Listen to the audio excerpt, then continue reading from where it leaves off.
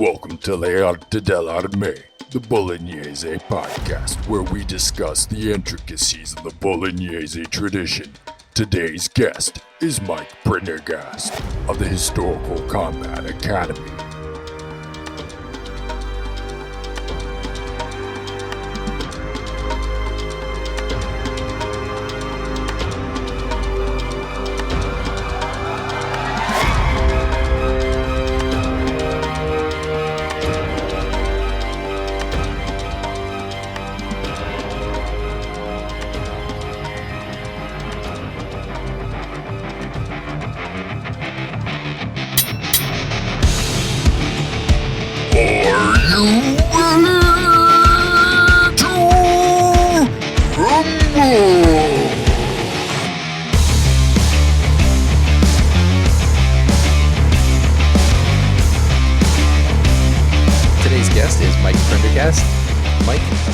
Podcast.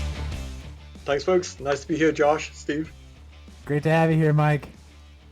So this will be our first podcast to come out since I had a baby. So this is kind of our welcome back before we start releasing more of the content that we've been working on. But before we, with kind of that housekeeping bit aside, Mike, why don't you tell us a little bit about your martial arts background and how you got started in European martial arts? Okay, so a little known fact about me is that I am originally a ninja. Okay? I suspected as much. because, like many people in the late 90s, Bujinkan was a thing, and there were like people in black pajamas teaching traditional Budo Taijutsu in Dublin, and I got into that for a while. So that was my martial arts start. It was a lot of fun. I injured my leg, didn't go back, but I got into Aikido, which I love the philosophy of, but it's hard to find a place that it's done in a credible way, I'm going to say. But it teaches you a lot about movement, momentum, energy exchange, a lot of conceptual stuff that's really useful for fighting, right?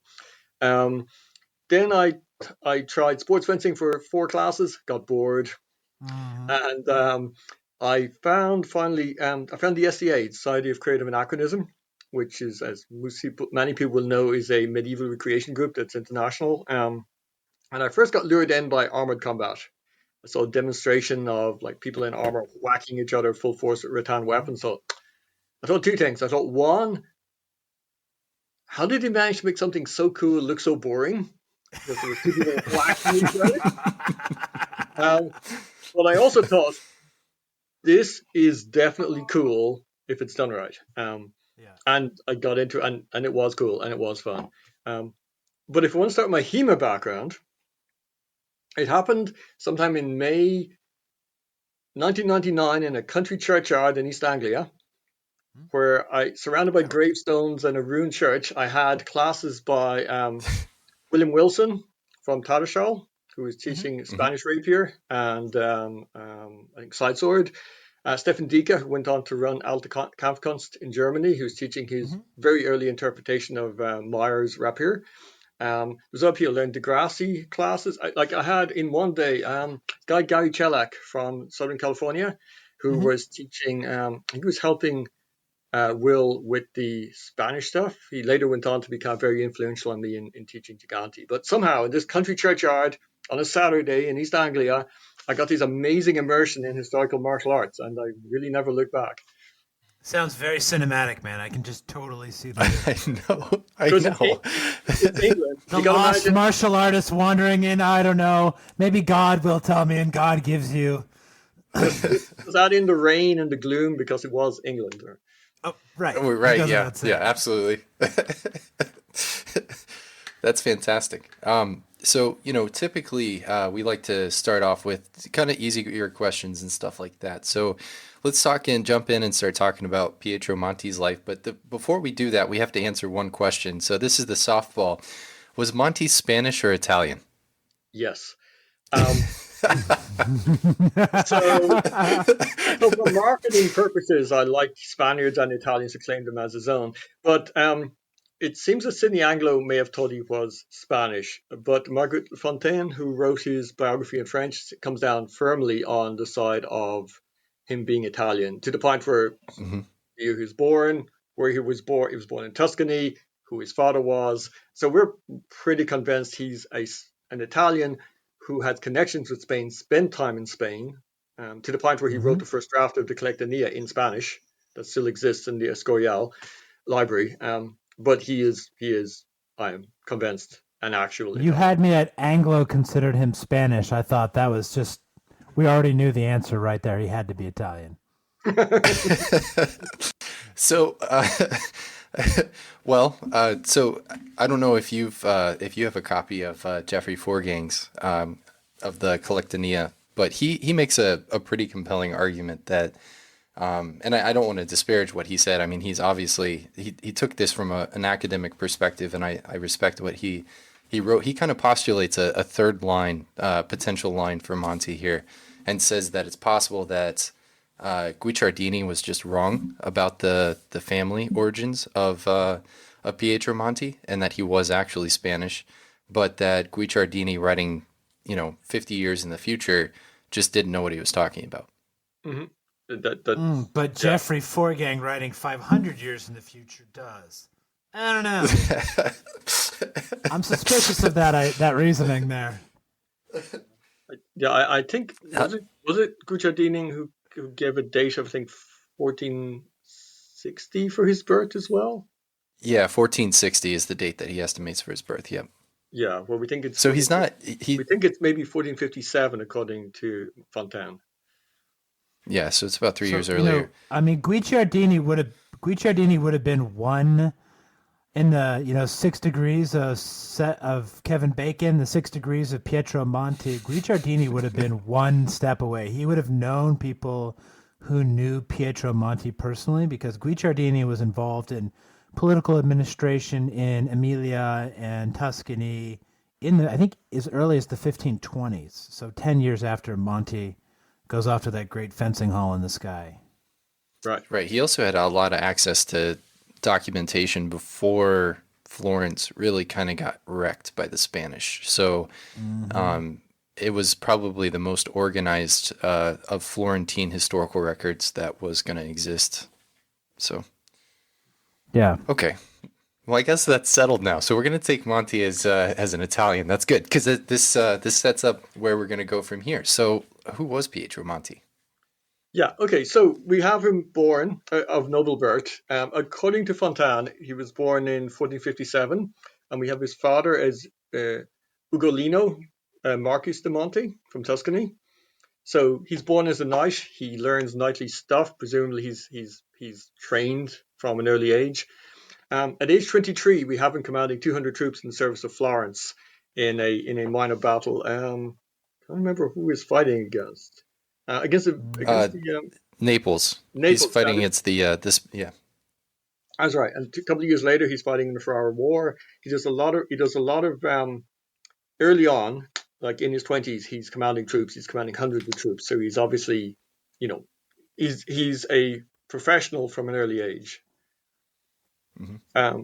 Yeah, I mean, I could say more about where we go. We have kind of some trace of where he is at various times. He spends time in Spain, probably around 1480s, 1481. We think maybe he might have first went to Spain, potentially. A lot of it's fuzzy. We have records of him, and then we have a little gap, and then we have a record again. So there's a fair bit of speculation. But it's clear that he commanded troops in a variety of areas. He was considered an acknowledged expert. Fought against Genoese in 1484, defended Montepulciano in 1486. There's all these like little nuggets. Yeah, I like that, because I think with the first engagement, when he's fighting against the Neapolitans, or the Aragonese Neapolitans, he's fighting in Chianti, and then later on he's fighting in Montepulciano. So it's like he's the protector of great wine. Mm-hmm. Yeah. So it's like everywhere the Florentines had good wine, there was Pietro Monte like defending the vineyards. I appreciate that. And then, of course, a worthy endeavor.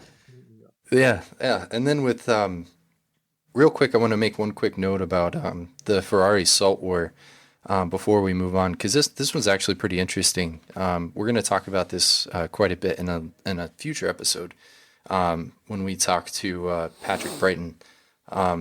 But but we're going to talk a little bit about La Policella, and the Ferrari's Salt War is actually really interesting because that's where basically Venice gets control of La Policella, and that leads to a lot of conflict in the future that we're going to kind of see in our timeline around 1509. So just want to make a quick footnote there. You can go ahead, Mike. Okay, so we got to the point where his guest was talking about up to about 1480s. It's interesting, he seems to have served with his father in 1487, defending the fortress of Sarzana, where he's again fighting with the Florentines.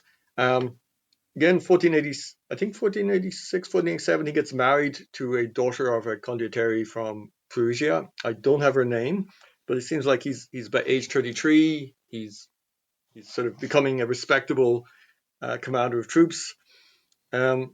We have him in Spain around the time of the reconquest of Granada. He was apparently in the court of Isabella of Spain in 1491, and he wrote one of his books, the Dignoscendius Omnibus, the on the sermons of man, apparently while he was in Spain. So we don't know if he was actually in Granada. It's kind of, he fits the timeline, and he was around at the time. We don't have like a definite eyewitness. It's kind of, so it's speculation, but he knows a lot about Spanish types of fighting. He writes about in Collectanea. So it's circumstantial, but interesting, I think. And his editor, right, Mike? His editor is Spanish, Ayora. That's correct. Yeah. And then the cool thing about Ayora, I think, is that he was from Cordoba, and he was a part of the De Cordoba court, which would be where Manciolino is going to come in later on in about 20 years. So, really interesting footnote here that that would be the second time that the De Cordoba family kind of had a relationship with Italian sword fighting masters. Mm-hmm. One speculates there's quite a lot of crossover culturally between northern Italy and Spain and vice versa. So I think claiming him as wholly one or the other is sort of beside the point to some degree. So what's significant? I think, specifically from clues in the Collectanea, that he was definitely in Italy in 1492, and it seems like the period between 1492, 1494, maybe 1495 is when he wrote the bulk of the Collectanea. And that's kind of, he says at one point, when I was writing this book, which is an interesting thing to say in the same book, but he mentioned some things that were happening, and it kind of fits that profile. One interesting point about the Collectanea is he mentions Indian hens or turkeys. Okay. So so they'd already come back. Cool. It's really interesting. Does he mention cranberry sauce too? Well, hey, Mike, you do know that was the United States the national bird for the United States is a bald eagle, but it was originally going to be a turkey. That's what. So, I mean, it's the most American thing ever. It is. It does. Stand out as American. And there's stuff afterwards which I'm less familiar with his later career, but he definitely ends up fighting on behalf of the. At some point, we think he's with the Aragonese in 1494 in Lugo for a while, but he's back in Milan in 1495. So it seems like mostly in Milan. He's working in Milan. He's with Galeazzo di San Severino, who is the commander of the Duke of Milan's cavalry. Who's a famous knight and warrior and commander, of course. So he's basically the expert who's the trainer for Galeazzo. And of course, this is famously mentioned in the Courtier, or the book of the Courtier. So it's sort of, he's placed very clearly at the same time as Leonardo and San Severino with the Sforzas in Milan during this period. So I wonder if Monte is the one who taught San Severino how to use his lance so well. In a sense, so whatever we take that to mean. Well, yeah, because I was just talking to Stephen earlier about I missed some really good nuggets in our Renaissance family episode where in doing a little bit of research on Galeazzo San Severino, I missed a few interesting nuggets about his relationship with Ludovico Sforza, where they might have been in a relationship and in a love triangle with Beatrice d'Este. And then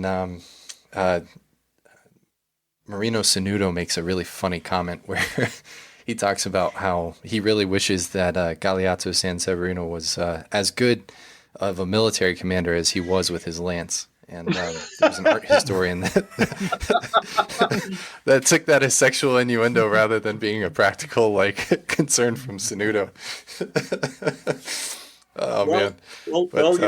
Monte does give us a lot of really on point advice for using a lance in the joust. So who's to say? He was a master of all the physical arts, as Castiglione calls them, right? Yeah. He was, yeah. And that's kind of one of the things about Pietro Monte is contemporary chroniclers talk about him. I mean, first of all, I guess we should probably kind of frame Galeazzo Sanseverino was considered the greatest knight in Italy. He was the knight's knight. He was, he was going around, he was winning all these famous jousts and tournaments. I think, not to jump on the timeline too much here, but in 1495, I think it's, he's at the Diet of Worms with Pietro Monte, and then it's Galeazzo Sanseverino, and then Claude de Vaudreuil. Right. And at the Diet of Worms, Claude de Vaudreuil, who is a renowned knight, a renowned French knight, actually fights a duel with Maximilian. But that's how renowned he was. And obviously they knew he had a tremendous amount of control. And so, he was allowed to fight the Holy Roman Emperor, which is pretty badass. And presumably lose. But those, right. Yeah. There's actually a really beautiful picture in Maximilian's book that he made, which is a catalog of duels and images from duels of him fighting against Vaudreuil. And then for people that are interested in really nerding out, if you ever find yourself at the Met in New York, Vaudreuil's armor, his dueling armor, is at the Met. Is that like the kind of a tonlet suit? It's sort of a big armored suit?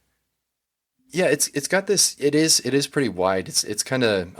I can post a picture in the show notes, and then it's got this it almost looks like Maximilian's really famous armor, where it's got the sort of rounded face to it, and then it's got basically the sort of the ventilations kind of running laterally.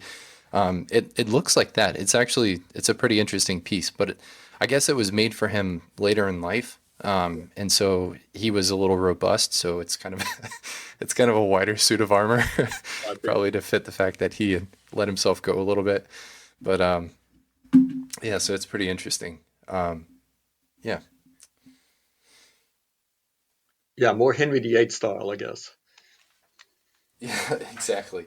So, exactly. Should we talk about his service with Florence in the Florentine Peace and Wars? Yeah, let's do that. Okay, so what years are we talking here?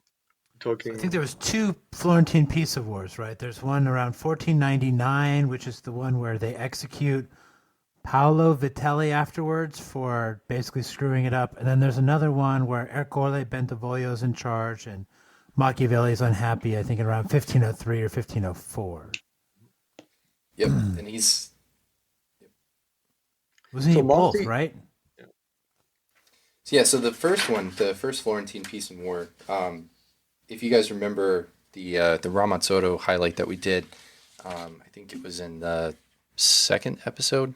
Was that the second Maestro Wars episode? Yes.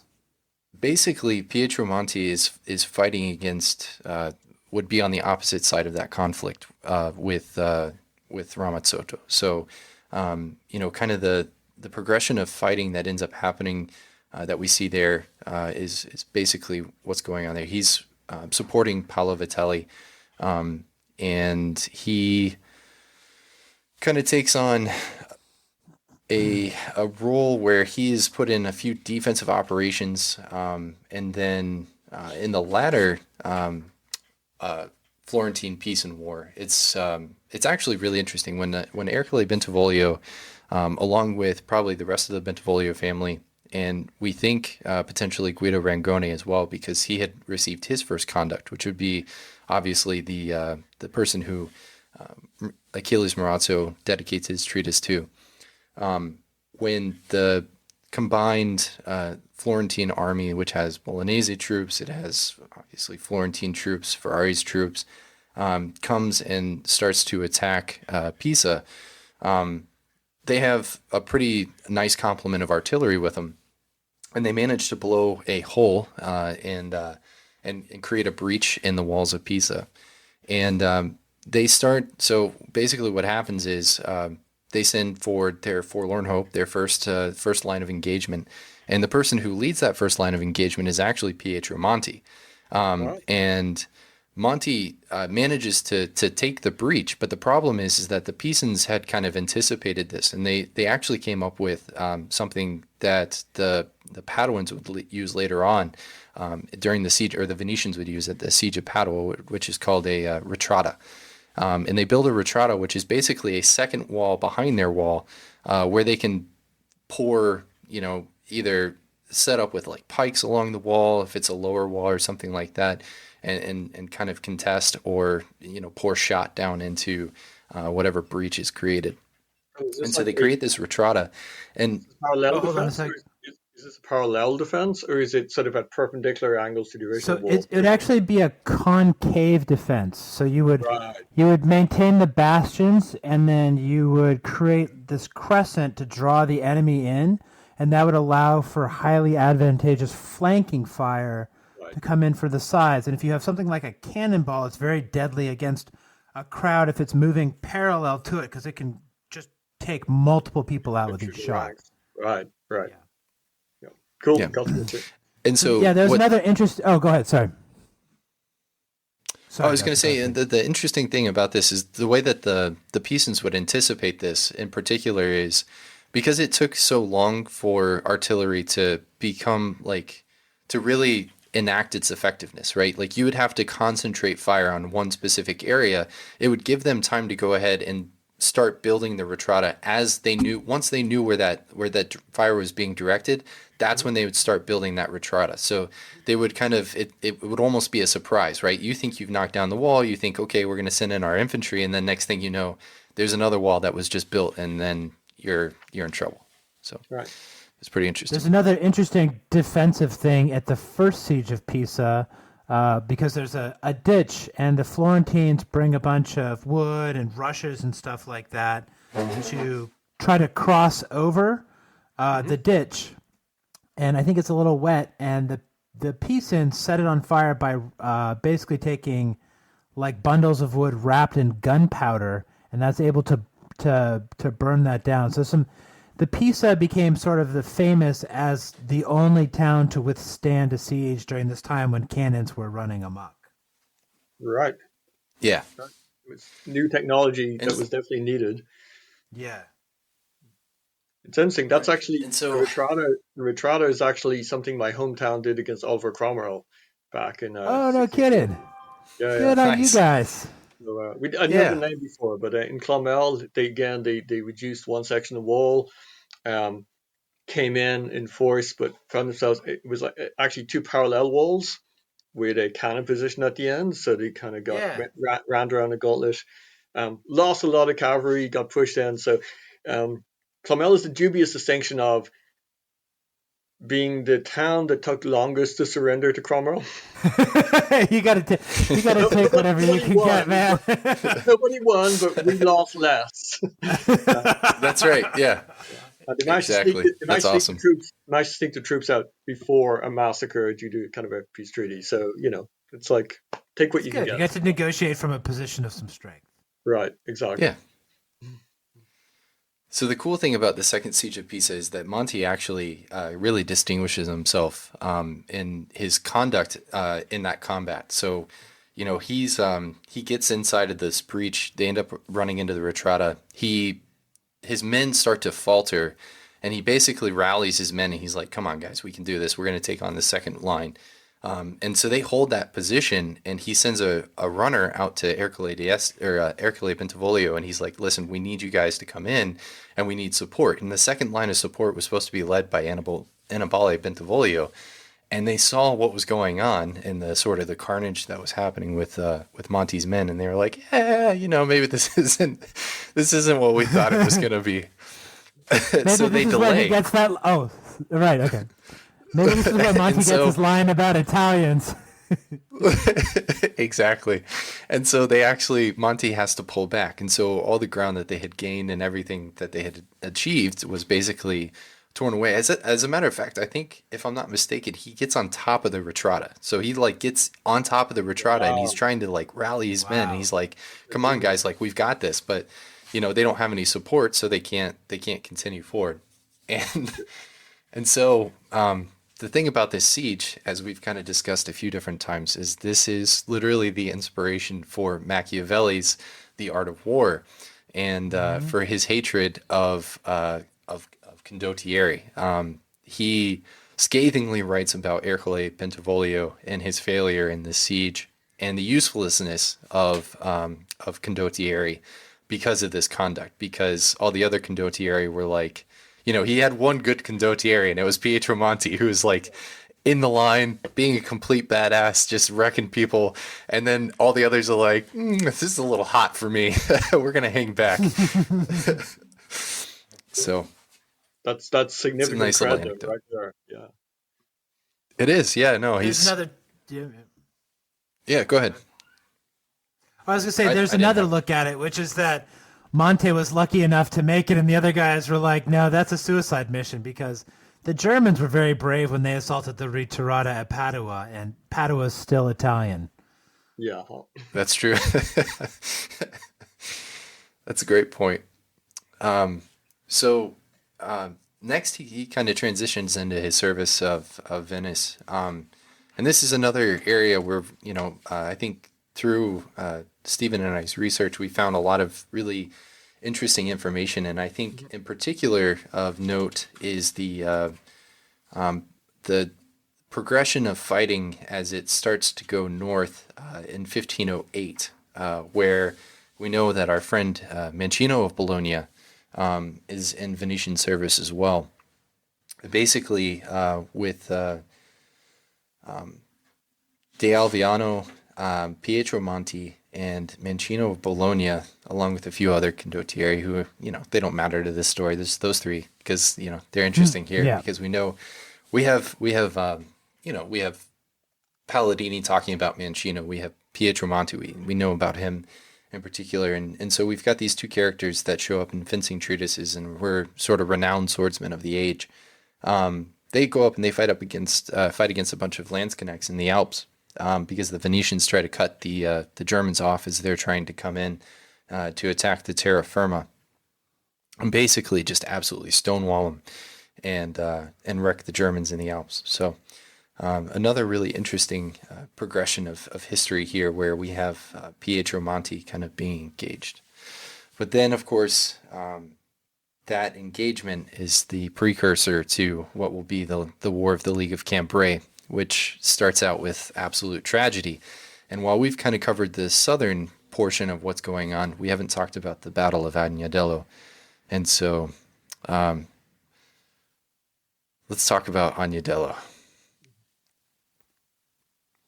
Yeah, a long afternoon, I understand.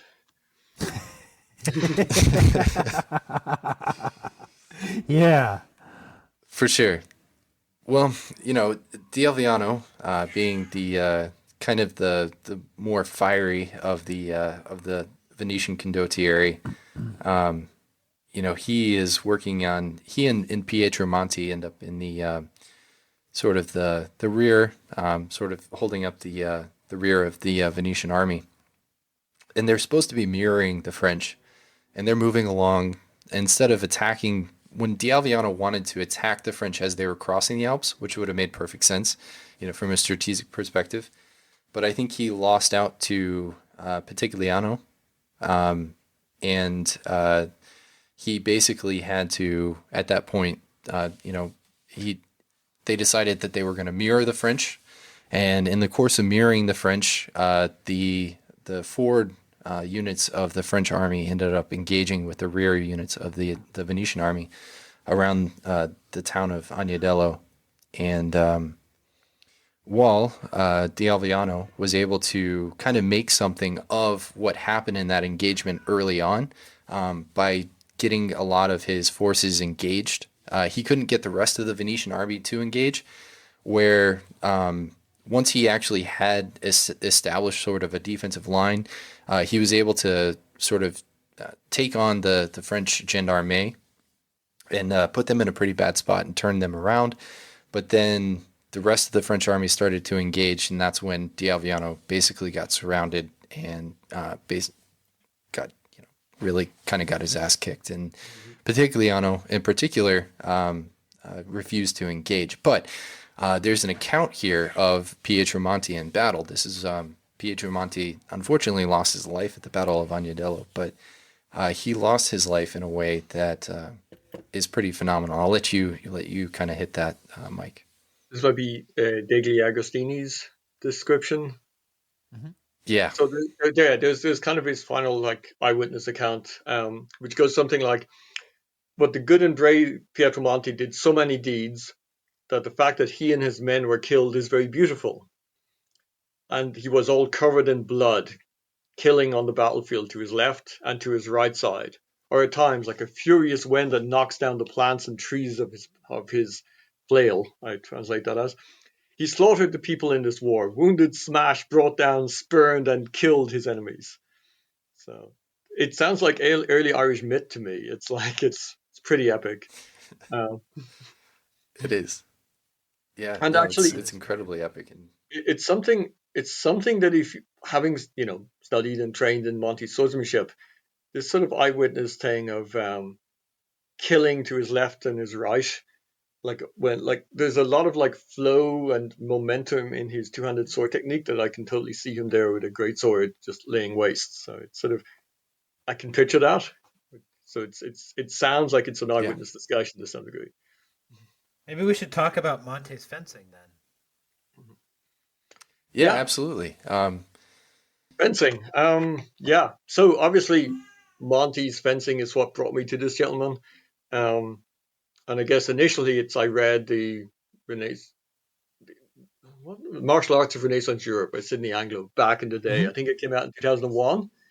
And, he mentioned Monte, and there was rumors he had a forthcoming translation, and nothing happened for a long time. And there was rumors that Toby Capwell was somehow involved. I had a colleague who was doing it, so I tried mailing him, couldn't find out anything. Eventually, sometime around 2013, I got impatient and made a plan to translate it. But we can talk about translation later. What I discovered was a whole lot of stuff that hadn't really been interpreted. I think some guys in Italy, Roberto Gotti and his group had been doing a little translation and work on his longsword, and it maybe a few other places in the world. But Monte's system involves, I count like 18 different sort of weapon combinations. It's structured basically as a lot of Italian systems are. It's founded on wrestling, and the way you move in wrestling is how you move with arms. But it encompasses long weapons and short weapons, and there's a sort of a sample weapon for each of those that you learn all the long and short weapons with. So essentially it's a system of wrestling, long weapons, which are the primary military weapons, and then short weapons, which includes a sword that comes up to your nose or eyes. That's a short weapon. Everything below that is short. Okay. He does an awful lot of stuff about horsemanship. We mentioned in the lead up to this discussion that he has a lot of input on armor components, how armor is put together, but he has a lot of very practically described information about horsemanship, choosing good mounts, how to behave in the joust. So there's an awful lot of stuff that's about, and then his wrestling is partially about what we might call sportive wrestling, or probably training, but non aggressive wrestling. But obviously a lot of his stuff is practical, that you would teach the knights, that would teach to the Milanese cavalry and the troops of the Sforzas. So it's just very thorough what he deals with. It's not very well organized. Monte really needed an editor, and I think if it had been published during his lifetime, I'm sure he would have gotten that editor and worked through it. As it was published posthumously in the year of his death. So I guess it was whatever was there was what made it to the press. Yeah, So, one of the what's a levata? Oh, go ahead. Sorry. Oh yeah, no, you can jump right in with that. Yeah. Yep. So I think Monte's. Since HEMA is essentially the study of the two-handed sword, for better or for worse. I know. I mean, he's- I wore black for the occasion. So, he's famous for his levata. So can you tell us about his levata? Sure. The levata are the first blows which we teach or which we learn. So levata exists for the long weapons, which the exemplar is the poleaxe, and for the short weapons, the exemplar is the sword of two hands. So it's a sequence of blows. Monte describes blows, and when he says a blow, he actually means a sequence of 2 to 3 strikes or actions that segue together. And he emphasized the key characteristics of the weapon. The levata of the poleaxe is more focused on thrusting. The levata of the sword is more focused on cutting. Okay. And he doesn't give us a lot of rationale for why these are the fundamental blows or what the logic of them is. I have a personal theory that a lot of it is they teach you how to move with the weapon effectively. Right. I don't necessarily think they're the most, let's say, the best tactical approach in a given situation or the most fundamental. I think they're actually somewhat challenging in ways. I think they help you to learn how to coordinate your body with the weapon. And so these are, correct me if I'm wrong, these are rising true edge cuts from right and left. Is that correct? Well, so we're talking about the levata of the sword, then they can be. The levata of the poleaxe is mostly a sequence of thrusts with some edge blows. Interesting. Okay. All right. And just on the segue of the poleaxe, the poleaxe, the points are best for fighting. The hammer is good for strong blows and for feinting, but poleaxe is mostly a thrusting weapon. When we get to the sword, the characteristic Monte attack is 2 rising blows from either side. Monte says as much in several chapters. He has a chapter about called the levata of the sword, where he gives a number of sequences of blows that are this is my introductory class when I teach Monte's sword. When I tend to do a seminar, that's what I'm essentially teaching. So the first one is it's a rising blow from the right, rising blow from the left, assuming you're right-handed. Pairs of rising blows from the left or from the right, frequently segueing into a rising blow that segues into a thrust, which I interpret as his maneuver called a guida. So guida is Spanish for guide, but he says of it that it lies between a rising blow and a stoccata. So it'd basically be like a montante thrust in Bolognese. Yes, and that the false edge is coming up. Right. So you're deceiving with the true edge cut, you flick the false edge over and then ruin their day. Bingo, yeah. Okay. So the sequence of that, it's mostly rising cuts. Interestingly, montante is the term Monte uses for a rising blow in general. And so there's a few fendentes, but it's basically, he likes to do rising cuts, and he has a lot of, after the chapter that gives the basic, these are the things we drill, essentially, he gives a lot of martial advice that is applies mostly to the sword, but all short weapons have an application, or this advice has an application for all short weapons. For instance, advice on once you've thrown that second blow as a guida, that you then come and cover on the other side immediately. So there's like striking, covering yourself. There's a lot of tactical advice I find really interesting. In some ways, it was like, if you guys are familiar with Filippo Vadi, I find the real juice in that source is not the plates, but the chapters on how we fight at the mezza spada and just sort of what happens at the engagement. That's the sort of thing that we don't get the verbal description of from, say, Fiore, but by the time we get to Vadi, there's more text and we can understand the play of the sword. So these are all basically wrestling guys that are stuck with a sword in their hand, and they're trying to figure out how to close so they can actually do what they like to do, which is throw people on the ground. I get the feeling that Monty's quite fond of his sword. Oh, is he? Okay, all right. He starts with wrestling because it's the basis of learning how to move. He talks about how you learn lightness and speed, and nothing else teaches that like wrestling. However, I think his main game is armored fighting, He's considered like an infantry soldier. So I think, yeah, obviously he has chapters on how to fight in close combat with the poleaxe, but he surprisingly doesn't get into detail of wrestling with the weapon. He has about 20 different wrestling techniques. He has a lot of techniques with the weapon, and then he has chapters on how you close and what moves you make to close. But then he says, go do the grips of wrestling kind of stuff. He doesn't really, sadly, doesn't get into that level of technical detail. But so I think he's quite happy hitting someone with a poleaxe. I mean, aren't we all? I mean, yeah. Have you ever looked at the anonymous poleaxe sections and kind of compared some of Monte's? Only very briefly. I've started sort of going through the sword stuff from the anonymous, but I haven't really gotten into the poleaxe. Definitely something on my list to do. I wouldn't pay too much attention. The guy that translated that book does not know what the hell he's doing. So well, at least he put his name to it. At least, so respect. Like the original. Yeah.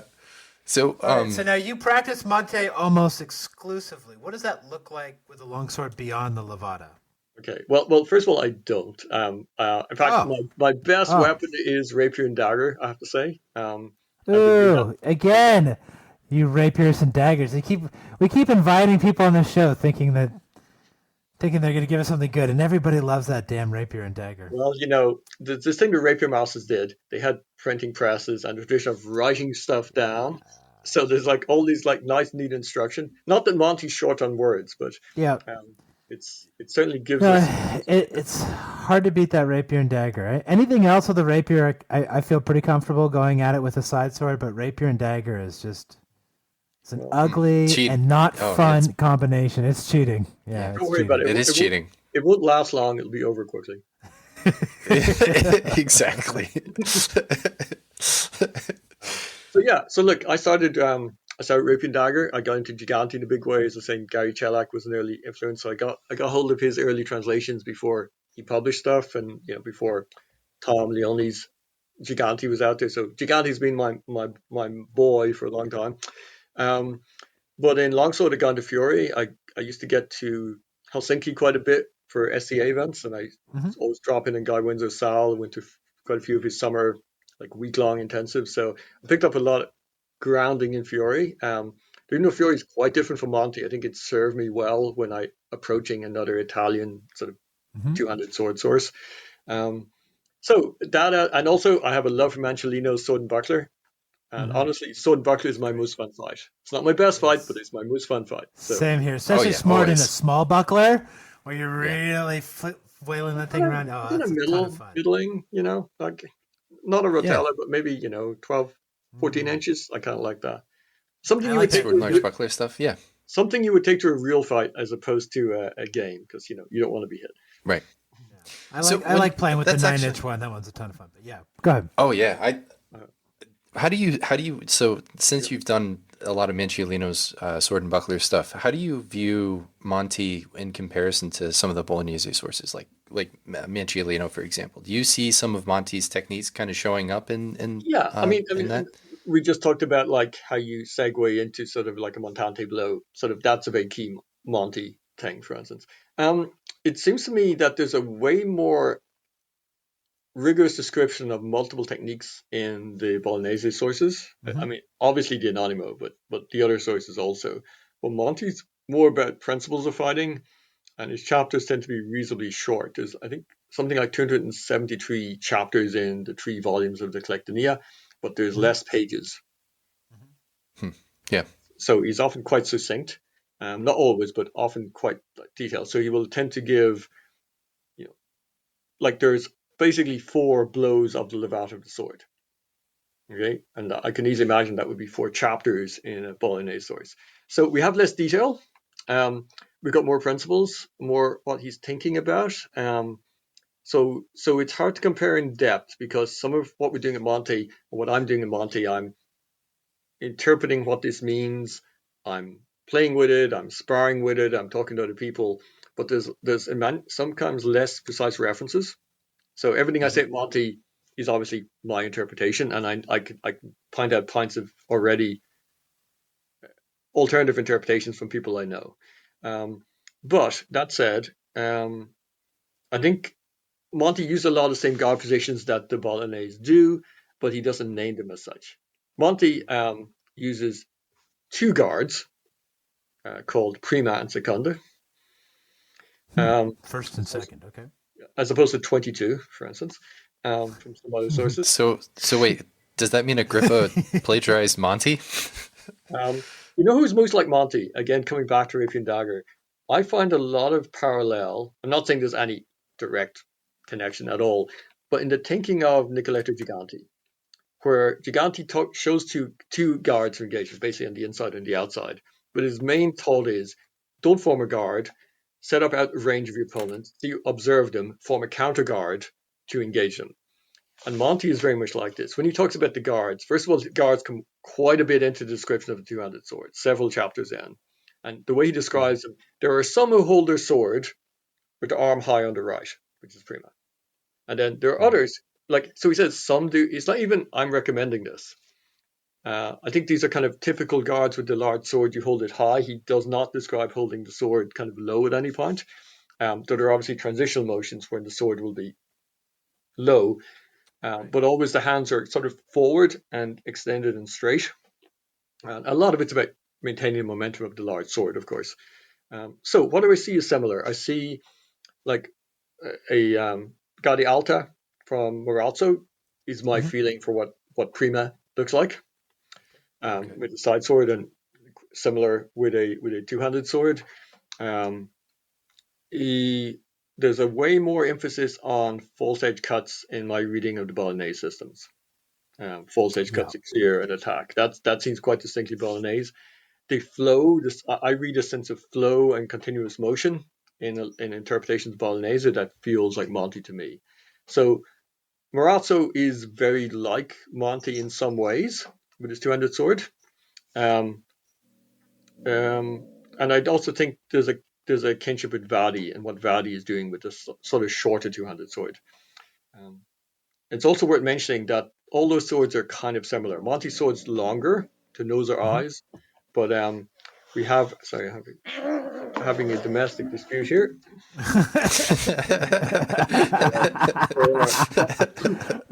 see who the master of the house is. One cat is growling at the other cat, so we've separated them. So to reset that thought, there's a similarity in the weapons, the primary weapon, the spadone of Marazzo, the two-handed sword of Vadi and of Monte. So Vadi's sword comes to the armpit. Monte describes the sword to come to the nose or eyes, but there's a huge amount of, most of the iconography I find from 1490s Milan show swords that are shorter than Monte's ideal description. There is one, there's a deposition of Christ from 1501 that actually shows the sword exactly Monte's proportions.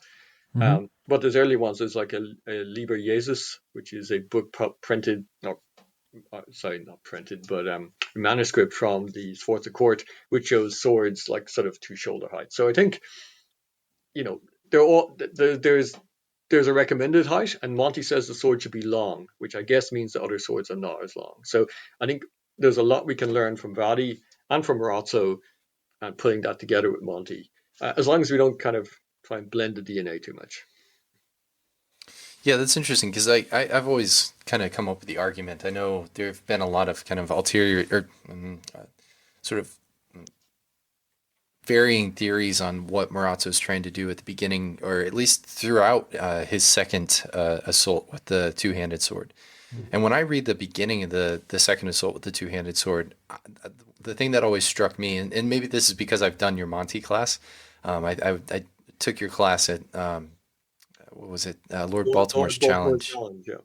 Yeah, which seems like forever ago now. But it's only like 1 real year ago. Right. not the lost years. Yeah. But it was actually that had a big effect on me, especially as I went and I started looking at the second assault, because when I really started to read that with the way that Marazzo kind of encourages you to throw those 2 Raddoppio cuts at the very beginning of that, and then attacking the leg to try to really kind of set up, because he talks about how that chapter is all about going from wide play to narrow play, right? And that's kind of what that reads to me, right? It's kind of like you go for that wide play attack with the intent that you know your opponent's going to try to counterattack. They might try to slip and then come back, and then that kind of gives you that entrance at play, and it allows you the opportunity to then transition into mezza-spada. So, that's one of the things that I've always kind of grabbed and been like, yeah, this is definitely Marazzo plagiarizing Monte here.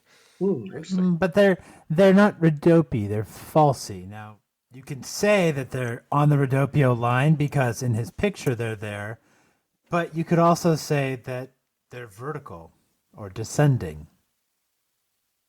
And that would go to I've already kind of the verb, the name that Monte gives that. Where's the one where Monte starts it with the true edge and then flips it over to turn with the what was that called again? We're calling the Gita.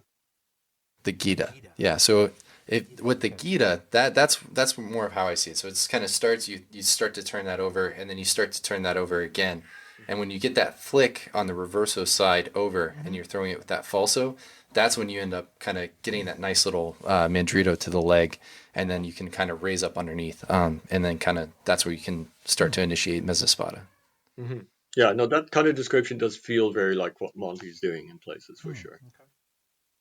Yeah. So, which, if one of the things that we kind of have speculated about is, we don't know. We know. Let's see. Marazzo was 56. He was the same age as Guido Rangone, roughly. So with, we can imagine if with a young Guido Rangone going out to Pisa with his uncles, that maybe a young Marazzo who was probably studying the Sal alongside him under De Luca went along with him, and he was a part of that retinue, and maybe they had exposure to Monte. Maybe Monte was out there teaching since he liked to teach, and maybe they learned a thing or two, and he decided to stick it in. Maybe Monte decided that he wanted some, tortellini, and came back to Bologna and hung out and decided to do what sword dudes do when they travel. Maybe he was hanging out with his buddy Mancino. Yeah, exactly. Yeah, I like that. Yeah, so that's really cool. Yeah. Another interesting connection between the Bolognese art and the Monte's art is this idea of redoubling. Mm-hmm. And it's a term we see a lot in the Bolognese authors, although they don't necessarily discuss in detail what it is. Just saying that he who redoubles his attack is a valorous fencer. Monte goes into some detail as to what it is and provides an answer as to why they're a valorous fencer. Can you let us know about that? Yeah, so Monte, I'm not going to say he uses the word redoubling as a technical term, but there are certain times when he definitely throws a blow to provoke a reaction and then follows with a second blow. So it depends on what you interpret redoubling. Does redoubling mean repeating the same blow, or does it mean following an action with an immediate second action without a pause? Right. What's your take on redoubling to start with? I interpret redoubling as basically not going into guard, but just continuing with the momentum on a second attack. Essentially exposing yourself, because in theory your opponent actually still has actually gained the tempo and you're going anyway. Right. So my take on it is a little more heretical, but I take it as being a very Joachim Meyer kind of approach of you have your provoker, which usually precedes the redoubling action, and then you have your taker, which is usually going to the opponent's weapon, and then you have your hitter, which is the follow-up blow, which is kind of in continuation with that action. So you'd like that. So it's kind of basic for Bolognese. Yeah, I'm going to say that the movement, though often your provoker then with Bolognese is often like a false edge, maybe to clear a weapon. Sure. So I'm going to say the most basic Monte, the most Monte-like quote is really to make a short blow followed by a long blow. Oh, okay. And the short blow should be as extended as it needs to be, essentially to look convincing. But Monte also talks about making a show. He doesn't use the word feint, but he says make a show of throwing a blow. Okay. Okay. And this is where I see a connection with what Vadi's doing as well in his Mezza Spada plays, where you make a show of throwing a blow, but you hold your arms back or you bend your body, and then you throw in another direction. So that can be as simple as just what he calls nodding. So literally he says nodding in the direction and then throwing in the other. But it's more frequently with the poleaxe and with the sword, throwing a short blow and then throwing an extended blow. So I read it as like it's provoking, like, so someone's in a guard, and take a more global view on this. In Monte's third book, which is about generalship, he talks about how one fights, and it connects to the strategy of his fighting. He talks about how first the ancients would build a fortress or a fort, which they would be secure, and they would leave small sally ports in it, from which they could quickly sally out, attack, and then return to safety. Yep. So when Monte's in his custodia, his guard, I see him as he's in his fortress. But the problem is your opponent is also in their fortress. And how do we lure them out? So we throw that short blow. We give them something to react to that's not as it appears. As they react to it, they create an opening, and then we go for a more committed attack.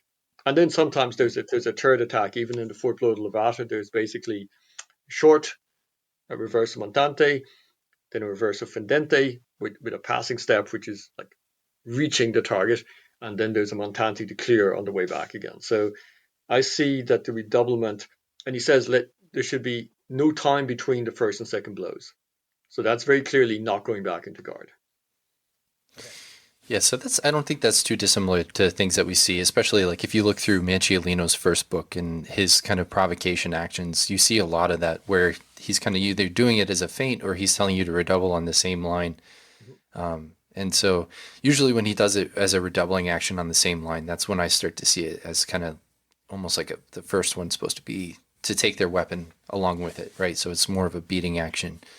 Yeah, that's actually really interesting. Let's talk about Monte's tactics a little bit, because I feel like that's a kind of a core piece of who he is. That's something that, in particular, you know, a lot of the contemporary authors who speak of Monte and speak of his life actually talk about him being a master tactician too. What are some interesting things that you've kind of gleaned from looking at his tactics portion of his book? Okay, so are we talking about single combat, or are we talking about mass combat at this point? Both. Okay. Yeah. Let's start with single combat, because I think there are some essential principles to how he fights that carry through various weapons and various chapters, and they come up again and again and again. So, and if we talk about single combat, they're kind of more tactical, like specific to one-on-one fighting.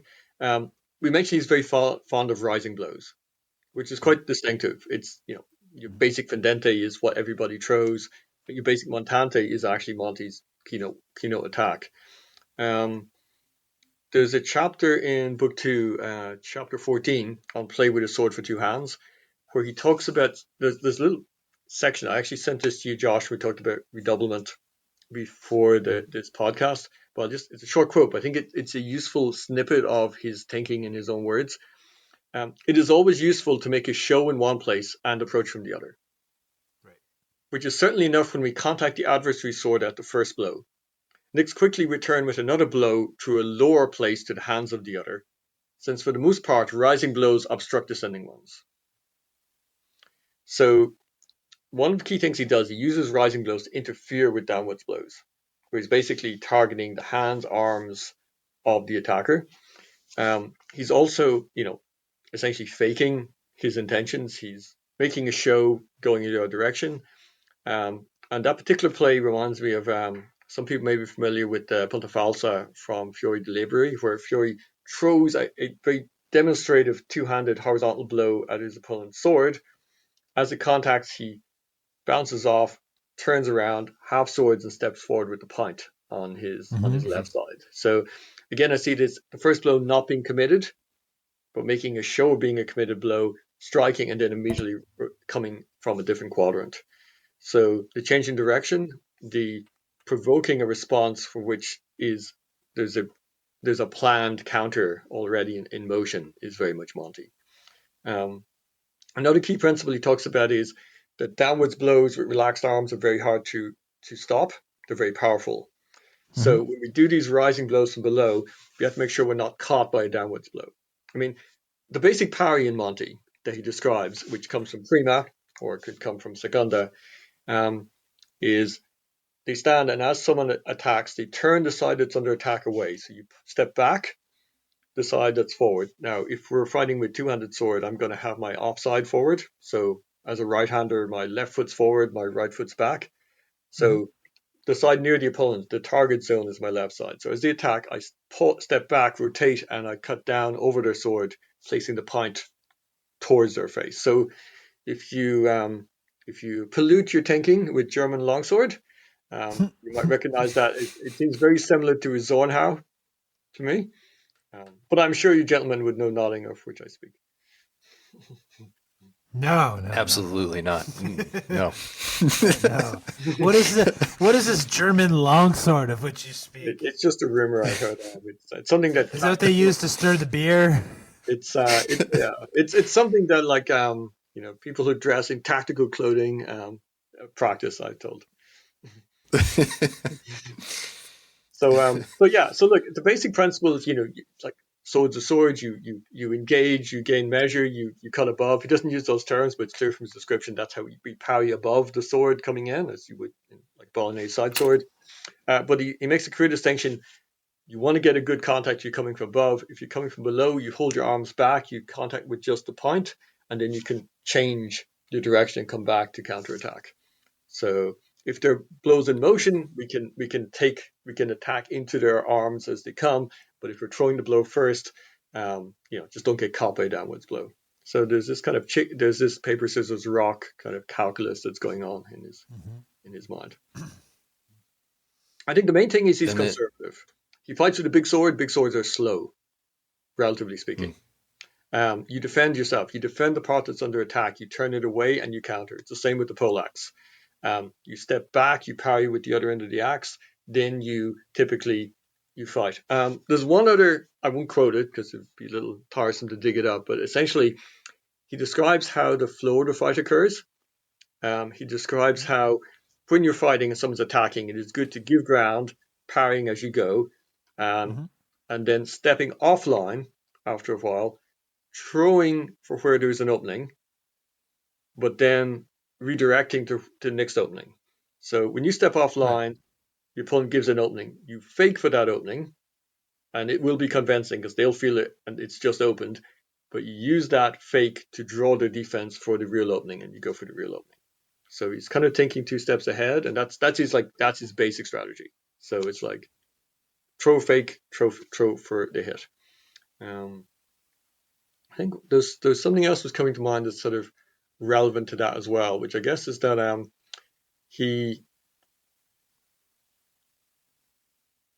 think I've kind of said it already in terms of it's basically be conservative, use fakes to open your opponent, and parry everything. He's not one for like stesso tempo attacks. Right. Interesting. Yeah, no, that's really awesome. So if people are interested, we're going to kind of transition into some other aspects of Monte's life and talk about the strategic aspects as well. But if people are interested in learning more about his fencing in particular, what are some resources that they can look at? Okay, so I have my current translation of Monte up on my website, which is mikeprendergast.ie, IE for Ireland. So that should be easy to find. I have occasionally post some stuff on the Historical Combat Academy website, which is the HEMA Historical Fencing group I run in Dublin. That's H Combat Academy on Facebook. So I guess you can link that stuff in your show notes as well. Yeah, absolutely. Yeah. Yep. I gotta say other places to check out. Obviously, Jeff Forging has a translation out. I have to say I haven't read it, and this is mostly because I'm still tweaking my edit, and I just don't want to pick up accidental. It's the book I most want to read when I've sort of finished this last edit, but I don't want to read it now because I just want to make sure my translation is my translation. I'm not like accidentally cribbing ideas from Jeff. He's an author I really respect. I love his Maya stuff, so I'm looking forward to seeing what he's put together. I think we both kind of met virtually at the Monte Symposium in the University of Tours in 2018, which was sort of an academic meets HEMA event. There was a day of academic presentations and there was a day of classes. So I got to present Monte's single sword, and there was classes on other Monte's weapons. So at the time, Jeff said that his translation was kind of what Monte really like meant to say, and he said our translation was, he kind of says exactly what the Latin says, which I take as a compliment. Because my goal is it's a first translation. I don't want to layer too much interpretation. I'm trying to translate as literally as possible for like interpretation purposes. So I think there will be value in reading both actually, because they're both coming out from a different angle. But yeah, otherwise there's a few people. There's Salt Arms Gaudio di Croce in Brescia in Italy, who those guys, Roberto Gotti, Moreno Del Ricci, some others, they work on interpretation of Monte's two-handed sword. There's Keith Farrell from the UK is actually teaching Monte's two-handed sword at an event in Wales in a few months. I know Fran Lacrata has done some poleaxe from him at Fight Camp last year. So Monte's getting out there. There's a Spanish group I haven't made contact with yet that are doing some Monte. So, but it's pretty niche so far. I'm working on getting the word out more. But I would say I'm going to be putting some more stuff up on my website, which is mikeprendergast.e, sort of a breakdown of what's in the Collectanea, and maybe some stuff about like sort of some essential like background on Monte as well, which might help people get going. Nice. That's awesome. Yeah. Did you get a chance hopefully to read? Hopefully we can get the word out about Monte. Yeah. Did you get a chance to read Ian Davis's stuff that he did with in the Vadi translation? Yes, at the rare. Yeah. So I pretty much agree with that translation. Obviously, I tweak. Yeah. Every translation's got like different decisions on wording, but I agree with what he's putting out there. So I think that's good stuff. Nice. Cool. Yeah. Right. So one of the things I'm going to bring up in a podcast that we've already recorded, but it's relevant to what we're talking about now.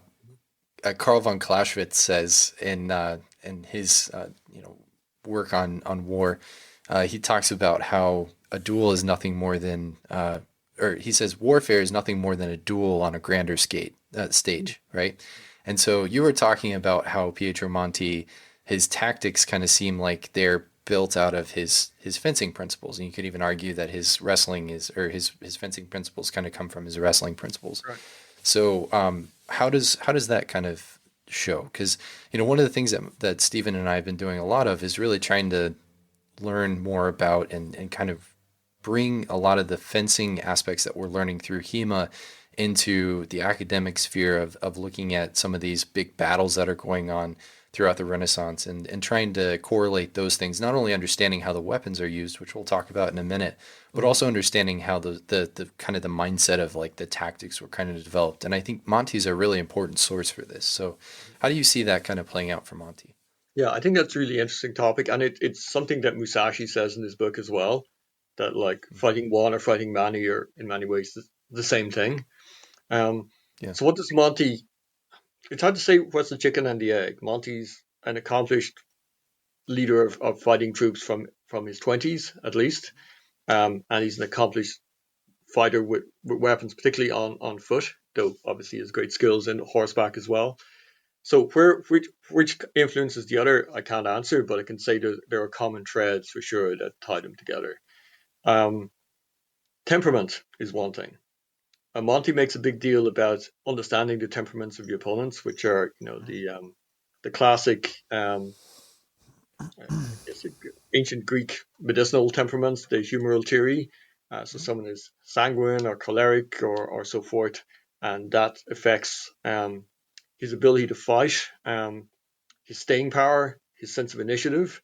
So Monte has a section in his first book where he talks about like what place in the fight people of different temperaments should be, for instance. Right. That was really interesting. It made a lot of sense about him as a military. Oh, sorry. Go ahead, please. Yeah, totally. No, I agree. And like he comes back to this, and so Monte has 3 books as in the Collectanea. So it's 3 distinct books, as he says. So the first book is a very general description. Is more about principles in general. and includes a lot of work on the temperaments. The second book is where we get the kind of the historical fencing nerdy detail, mostly. And the third book is about generalship, which focuses on interesting things. Sadly, says very little about tactics. It gives an example of how to fight the tactics of the Germans, but it's more of an example of here's a tactical problem, here's how you solve it, rather than how we deal with tactics in general. But he talks about temperament in that section. So a lot of that book is more about HR issues. It's about choosing the right soldiers. What are the characteristics of a good general? Right. What place in the battle people have. So often it's kind of more like high level discussion rather than nitty-gritty tactics, which is quite different from his single combat, which is quite in depth about how we fight with a sword in a particular situation. Yeah. So that's it. Temperaments are one major issue, which I think we can talk about in some more depth. The other thing is that idea of you first defend yourself, you make a fortress, and you fight from the fortress. So that's definitely a key point. And it's fix also and flank. Yeah, and it's also very clear that, like Sun Tzu, he recommends like calculations are a big deal. Like he's pre-planning, he's thinking, he's coming up with stratagems for dealing with a situation long before it happens. And I guess that's characteristic of a professional soldier in a very militaristic culture. So if you're gonna be around, you're gonna have a long career. You plan your moves and you use your strategy. In fact, the words he uses for his wrestling techniques is stutia, or sometimes translated as tricks, but I think stratagem is a pretty good translation as well for that. So it's kind of it's all a bit like it all connects. Yeah, well, I think one of the interesting things about his whole thing on complexions, which I think when I read it a while back, I thought it was kind of ridiculous. But then when he actually talks about using it to basically decide where to put people in a combat, it makes sense with like, well, let's say you're a general, as we're running across in our historical work, you suddenly have 1,000 peasants and you have one day to turn these guys into a unit to go to battle. You're looking, okay, well, we just got to figure out how can we roughly sort these guys. Right. So they at least just, what is the right place for them to stand? And suddenly you need some really quick metric, and then that actually made a lot of sense in the historical context of his time and his responsibilities. Totally. And it doesn't just apply to troops, it applies to animals. There's entire chapters in the Collectanea about how we identified characteristics of well-formed animals. So we can use the same thing. So in the absence of a sorting hat, you can look at the appearance of individuals, and sort of you can make a lot of determinations because certain characteristics that certain temperaments should have. For instance, phlegmatics tend to be heavier, softer, slower in their movements. So you can kind of go look at that. But this may sound odd to modern humans until you read a book about traditional Indian medicine, which has like three, forget the technical term, but three elements. There's kapha, ita, vata, for instance, or traditional Chinese medicine, which has 5 elements. So the Western tradition has 4 elements. But it's basically what I was joking earlier when I said it's kind of HR stuff, but it really is. It's like when recruiters will personality type people to get them to the right roles, and back in the Renaissance Italy, Monte was doing pretty much the same, only under different terminology. That's right.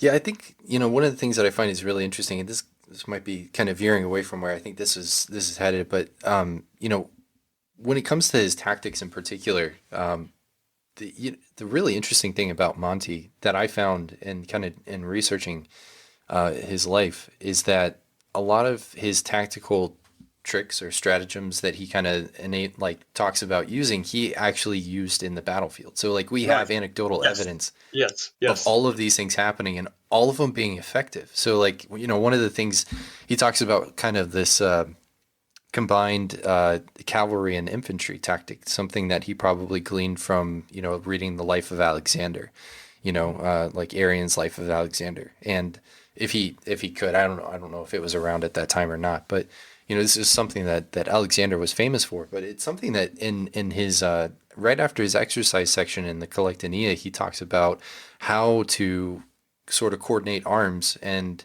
when he talks about like vaulting and stuff like that, obviously that's all about horsemanship. But this is one of the things where he talks about how do you have somebody on foot run alongside a horse? So if you have Yes. two horses running in parallel, then you would have that person basically like lift himself up off the stirrups of the horses. And Right. that's how they can kind of like travel Cool. along in between the horses without like basically either the horses running away from them or anything like that, you know? Yeah. Best And so support on a stirrup. Yeah. yeah, and so he actually uses that. He uses that in the in one of the Florentine peace and wars where he uses combined arms, and he actually uses this tactic. And then, of course, you know, and again, this kind of like this goes back like if he was it seems like he was a student of history. It seems like he was a very Yeah. you know knowledgeable man who had studied a lot, and especially had studied the classics. But one of the things that he talks about is using longer spears. So when he was fighting the Germans in the Alps, one of the tricks that he used is he was like, okay, so we're about to go fight the Germans. So he's sitting there, he's with D'Alviano and he's with Mancino, and he's like, here's what we're going to do. The Landsknechts use pikes that are this long. We're going to use pikes that are about 3 or 4 feet longer. And then we're going to have the reach. And then we'll use whatever sort of tactics we need to. And that's how they beat them. They basically, you know, ground them to a standstill, and then the Germans had to be aggressive to try to get in and within the reach of their pikes. And of course, they're in this narrow confine of fighting in these mountain passes, and they couldn't.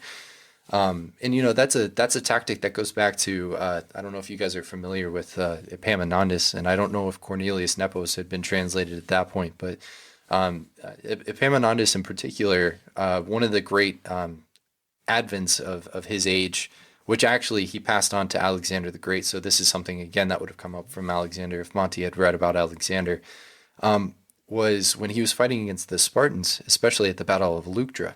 The key tactical element that he incorporated with his troops is he made his dory, or his spear that they were using, 4 feet longer than that of the Spartans. So instead of using an 8-foot, they were using a 12-foot.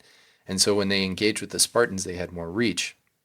And of course, there were more tactical elements that were kind of came into play in that battle. But you know, these are things that you know we're kind of saying. It just seems like Monte was so well read and so you know involved in studying history and kind of applying some of these tricks in a modern age, which is really fascinating. And I think something that to me was really striking and really interesting. So Definitely, and it's worth recognized that Monty wrote other books that are kind of focusing more on what we call natural philosophy. He did some treatises on the ballistics of cannonballs and so forth, which Leonardo also writes about. Yeah, so he's definitely like a Renaissance philosopher, and like he's you know definitely call him a natural philosopher in terms of, he writes about the nature of the world and how things work as well. So he's not exclusively a military man. Just the Collectanea is the collection of military exercises essentially. So this book is.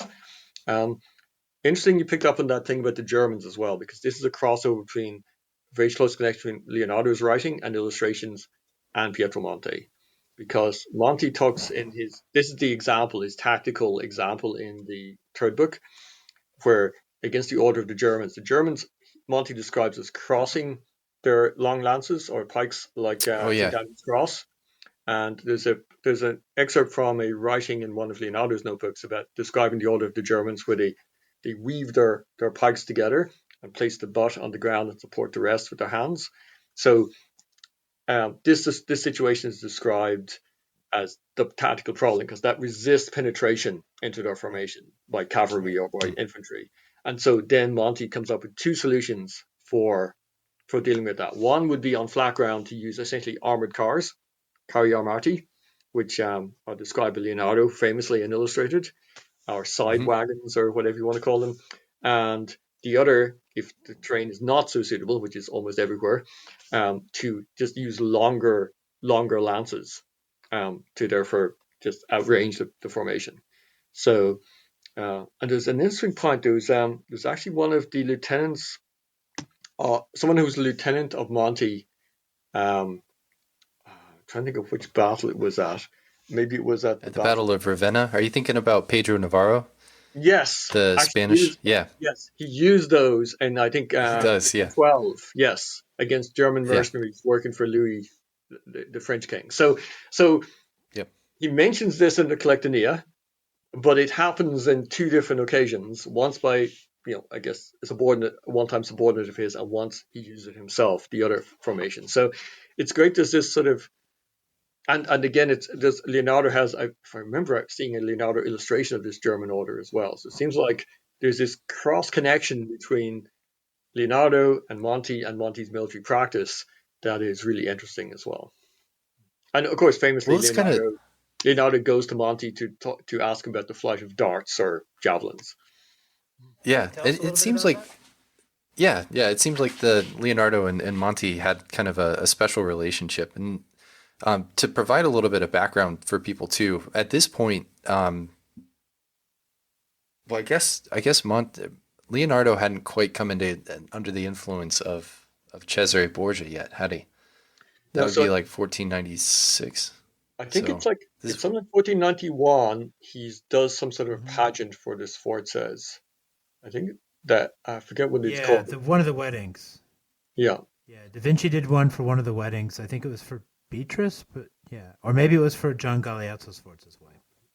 And I'm pretty sure that Leonardo has this famous sort of resume he writes to the Sforzes about what he can do, and he mentions things like making armored cars for combat is one of those things. So again, that ties in as a skill set of his. But it seems like the Sforzes kept a court in Milan of sort of subject matter experts in art, in military arts, in physical training, and classical history and so forth. And so they would have mixed in similar circles. And we know that Sanseverino, who's Monte's patron, commissioned Leonardo to do at least, I think, one pageant, which might have been early 1490s again. So there's definitely connections between all of them.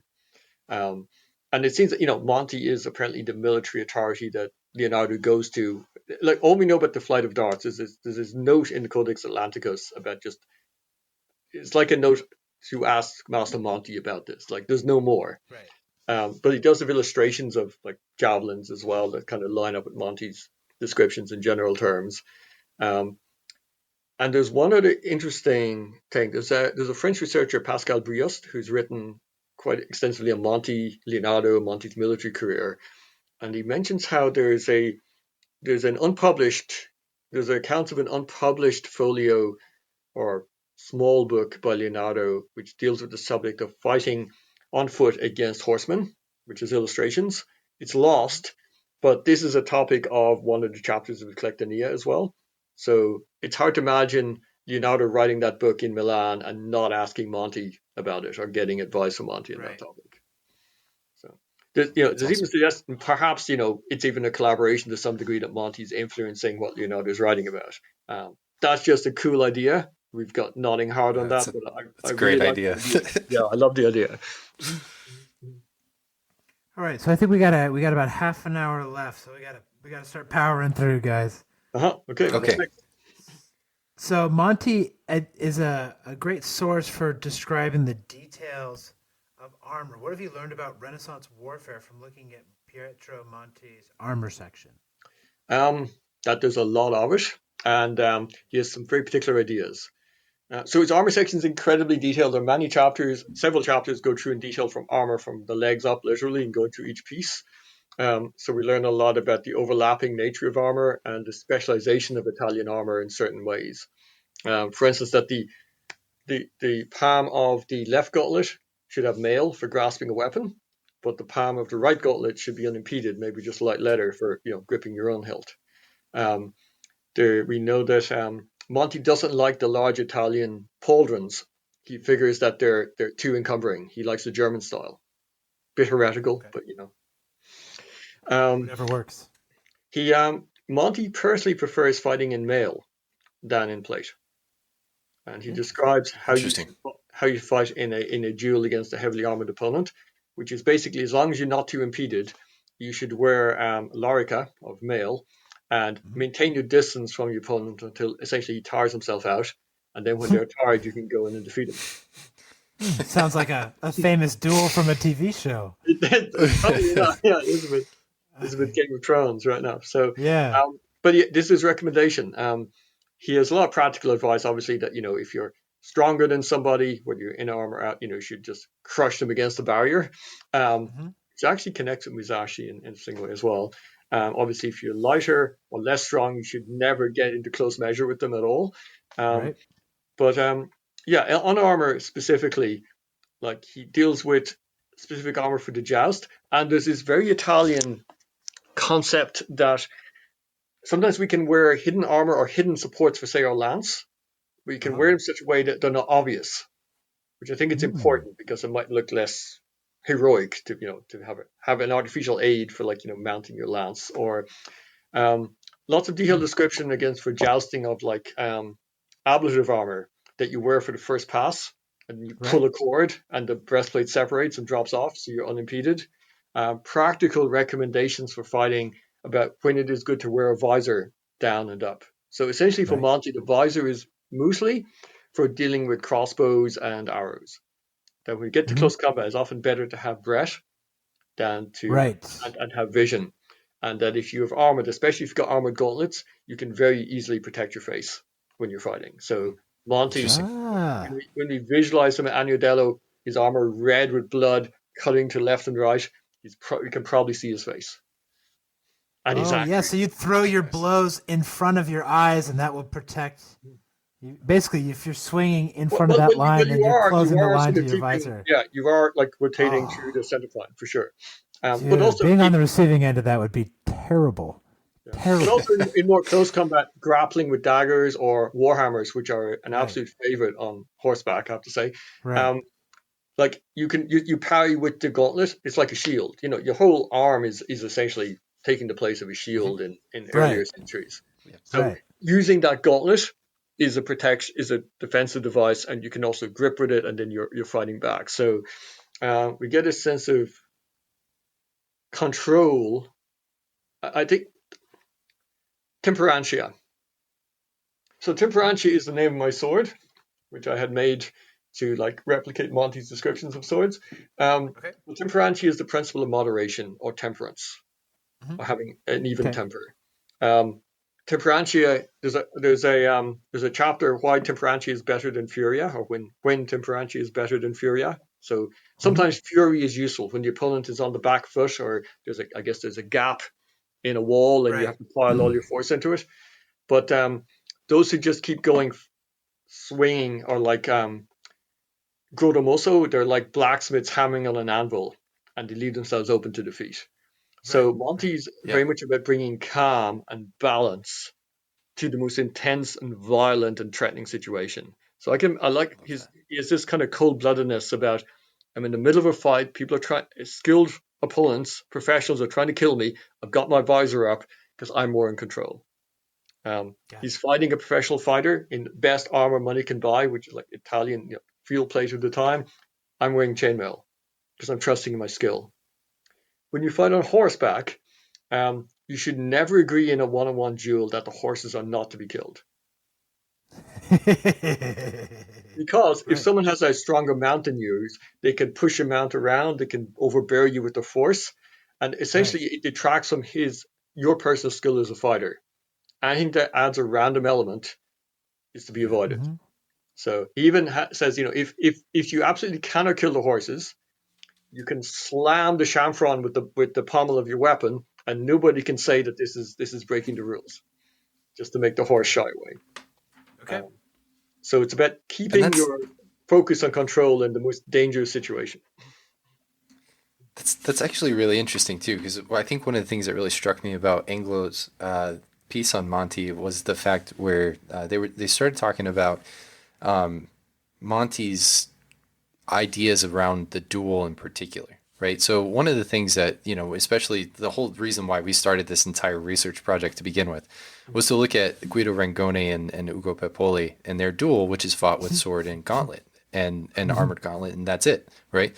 And one of the things that Monte says is he absolutely despises any duel that is basically not done in like full armor and is not like a representation of the battlefield. And that was something that was really striking to me. But like hearing you say that makes a lot of sense, right? Like, I mean, if that's kind of what he thought is like a duel should be a recreation of this concept of the battlefield, then, putting limits on things that could happen on the battlefield, like targeting a horse or something like that, it makes perfect sense.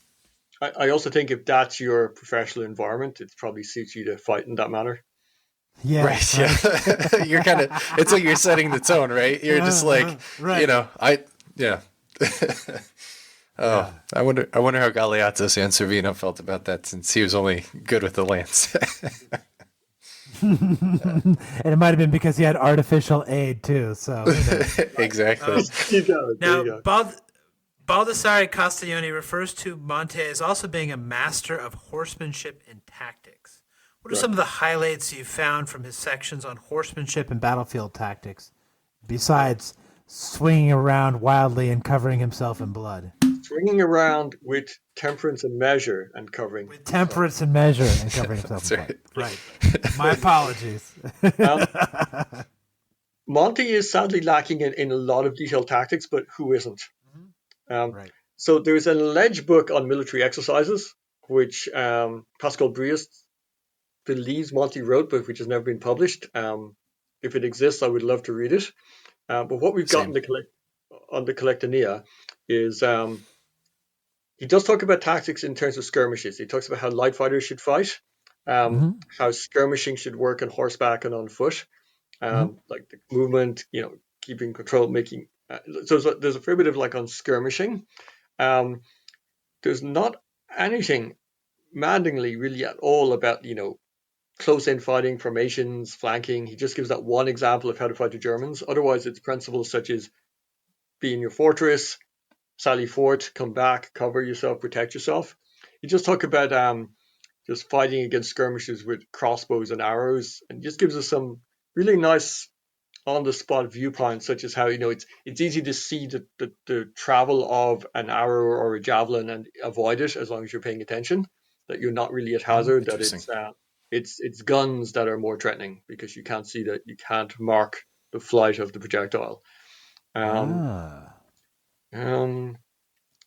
you said horsemanship. Horsemanship has got a lot of that feels like real practical, I was there stuff about jousting, such as where to aim the lance when you're jousting. There are some who aim the lance in front of the target to be ready for it. Some who follow behind the target. You should also always keep your lance exactly on your target as you move, so that you hit it at the right point. Just lots of little detail about how your weight is sitting back. Basically, they have these very high saddles, which have arzons at the back or arches, which you sit into and they take your body. They have like leg defenses on the front. But you're sitting kind of upright, slightly back in the arzon, but at the moment of impact, your weight comes forward, so you're in a brace position. So there's a lot of really nice what you look at, when you're jousting. So there's a lot of nice technical detail that I think would be of extreme interest to modern jousters. I'm sure they're reading Monte. Someone posted it to some groups. So yeah, light horses and the use of javelins for skirmishers, the jineta style fighting, which is a very Spanish thing, which I guess initially came from the Moors and which was adopted by the Spanish in conflict with them. So when Monte talks about his 5 different types of spear, or 5 different lengths of spear, the jineta is like the shortest spear, which is essentially the length of the sword. So he has techniques for throwing the spear, which are obviously very battlefield related. When someone's throwing a spear at you, if they're right-handed, you should go to their right side because the spear will move to the left. Whereas if you dodge to the left, it will track you. Just lots of technical detail on throwing and so forth. Not so much on ground tactics, I have to say. More about skirmishing, more about covering yourself. But quite a lot of detail on horsemanship and stuff. About the saddle, the tack, the equipment, how the tack goes around the horse, the different types of bit and bridle, how you use that, how you control the horse, how you hold the weapon. Like there's an amazing amount of detail for those people who do equestrian stuff.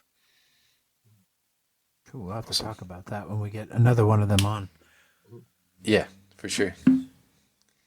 So, one of the really cool things that Monte gives us the guide to proportionality of weapons. So you've already kind of touched on like the two-handed sword, but for the 16th century, this is actually pretty important to us as because he's a contemporary of Mancilino and Marazzo and perhaps the Anonimo. So, Right. you know, when we're looking at things like polearms, for example, I know that Monte is kind of the source for trying to understand like the proportionality of polearms. So what are some of the things that he says about that? Okay, so on pole arms, the classic pole arm that Monte uses the exemplar is the poleaxe, but it's essentially the same length as the halberd and most of the other pole arms. So a polar, many people, the poleaxe is as high as you can reach in the air, but a little more is better. So I imagine maybe a pamo or less, you know. So for me, that's just over 7 foot, 7.5 foot in old money. Forget what that is in meters. So it's quite long. It's not a poleaxe from Fiore or from most like medieval illustrations. It's a long, primarily thrusting weapon. It's you know it's got the classic hammerhead, rear spike, top spike, butt spike. But it's similar proportions to a halberd. In fact, he doesn't really say anything about a halberd except it kind of works like a poleaxe. So I think poleaxes probably had more sense of tradition and prestige, even though halberds might be what you'd see on the field more in general. The ronca is slightly longer. The ronca is being longer, doesn't use the contus or the butt at all. It's entirely used with the weapon end. The spatum, of course, it's like a triple spike. It's only used for thrusting. You don't really cut with the spatum. So there's a little detail. It says a lot about the partisan, which again works like the poleaxe. But I guess the partisan is essentially the same length as the poleaxe. So it's as high as you can reach. It's an area of some interest to me because I actually have a antique ronca on above my door there. Yeah. Beautiful. What a beaut. That's But beautiful. obviously the half distant period, but that's from dated about 1500, and I want to mount it on a correct length. So I've got it kind of overly hafted, and I'm trying to figure out what does a little more mean. I was hoping you guys would have some measures for me. Sorry. I don't know, but that is a beautiful ronca, man. Yeah, it's actually the little lugs at the base were kind of broken off, which may be why it was. I got it as like after an auction was complete, it hadn't sold. I'd missed the auction, but it was like it was there and it spoke to me, so I got it. But yeah, it's really got elegant form. So It's beautiful. so that one's a little longer than a poleaxe, correctly speaking. Maybe you'll be lucky one day and somebody will break into your house and you'll have a chance to use that bad boy. I know. I hope they give me plenty of warning because it's going to take a bit of reach.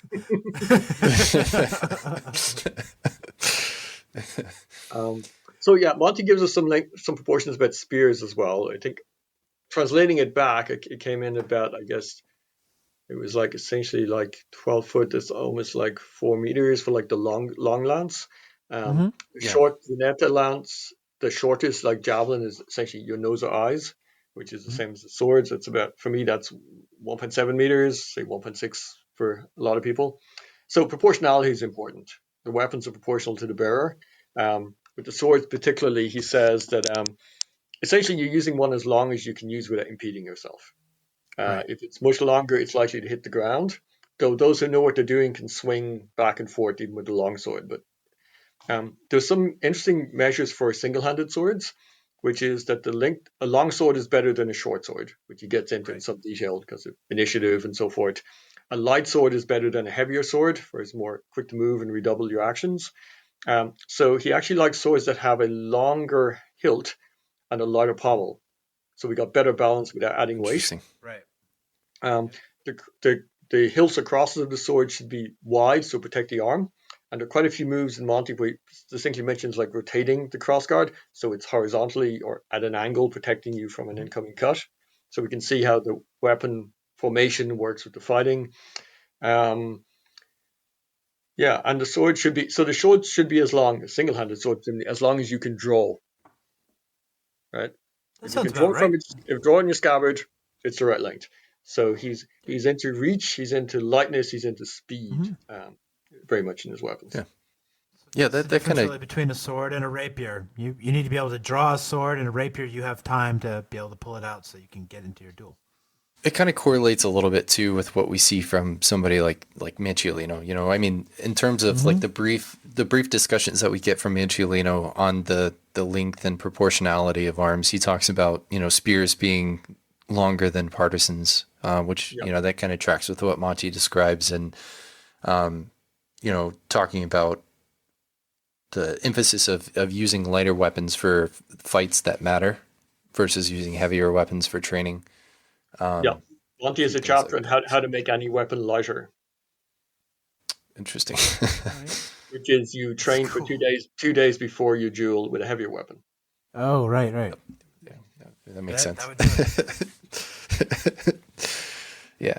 As a kid, you know, growing up, I think most, at least maybe just in the Southeast, most American boys end up growing up playing baseball in some capacity. I don't know. Steven, did you play baseball as a kid?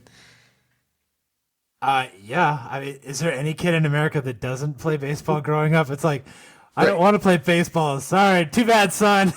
So all of us end up playing baseball, but one of the things that they always have is, like, when you're a kid, they always put this weighted donut in the batter's box, and you put that on a bat, and you swing your bat with a weighted donut before you actually go up and hit. Right. So when you're off and you're kind of on deck and you're warming up to go bat, you're always using a heavier bat than you're actually going to use. And that's something that's always kind of like struck me, and I realize that it's a very American notion. So I don't know, maybe it just seems so logical every time I see that from like these you know, fencing masters. I'm just like, yeah, it makes perfect sense. It's what we did in baseball as kids. Yeah.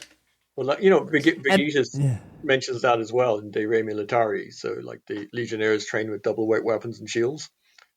Monty doesn't recommend doing it all the time. Okay.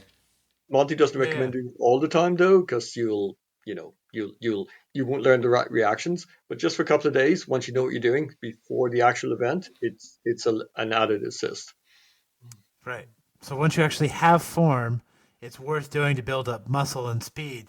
But it's not worth training it all the time because you don't want to build the form for a weapon that's heavier than you're actually going to use. Exactly. I think from modern viewpoints, we'd be concerned with overuse injuries as well. Right. All right, you want to take that next question, Joshua? It looks like a fun one. Yeah, so we're getting in a little bit of the looser questions here. So how do you think Monte fits into the greater HEMA landscape? Is he just a hipster subset like Vadi, or is he the Rosetta Stone for bolo jocks? How should we view Monte? I mean, this guy trained the greatest knight in all of Italy in the 14th or in the 15th and 16th century, and was considered one of the best swordsmen on the peninsula. Yeah, I think Monte's got a lot to tell us in the way that value I found in Vadi, that he writes a lot about what happens in a fight. So I think a lot of his writing, once you get past the chapters on the levator of the sword, it's about fighting. It's not so sword specific. And often in the same chapter, he'll talk about with a two-handed sword or with a single sword, or sometimes he'll mention a poleaxe, or he'll mention a random being on your back, on the ground, under a horseman, and what to do. But like there's a universality to his advice in fighting that I think is useful for like any system. You don't have to be even doing Italian HEMA is hipsterish in the greater scheme of things. That's true.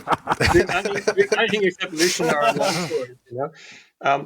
But like, there's a lot to be gained from, I think, studying and reading Monte, and just this is a professional fighter who had a long and distinguished career, fought many battles, heroically fought many battles, was at the front end like many times, walking the walk.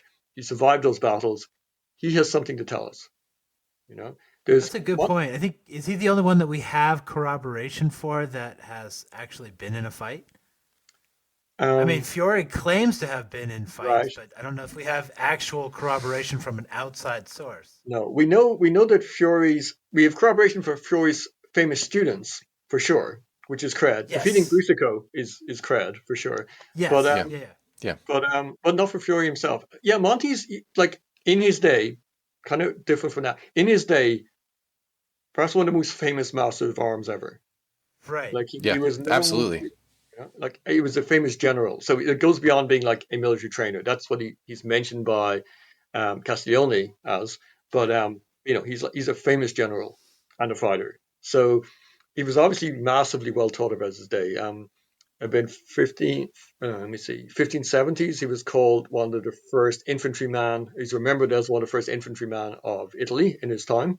So he was considered like famously a leader. So how does he fit in? Well, how is he useful? I guess is a way of phrasing that question. I think he gives great insight into two-handed sword, which is any two-handed sword, but also into single-handed sword. I mean, the class you attended, Josh, was actually in single-handed sword. Right. So Yep. it might have been billed as a side sword. It's not a distinction that Monte makes. And side sword is kind of a modern historiographic term anyway, but it's a single-handed sword.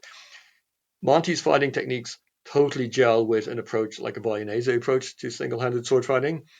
Meyer, I feel a lot of that sort of continuous flow actions.